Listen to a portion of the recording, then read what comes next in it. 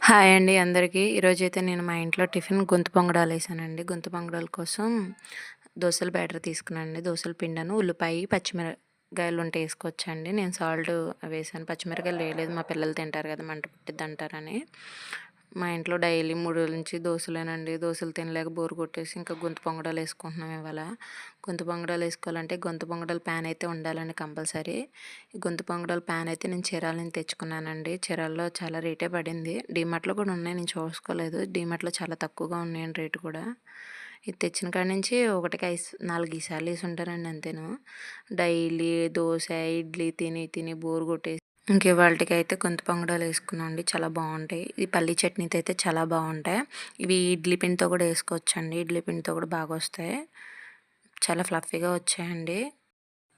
ఈరోజు మీ ఇంట్లో ఏ టిఫినో కామెంట్ చేయండి. లైక్ చేయండి, షేర్ చేయండి.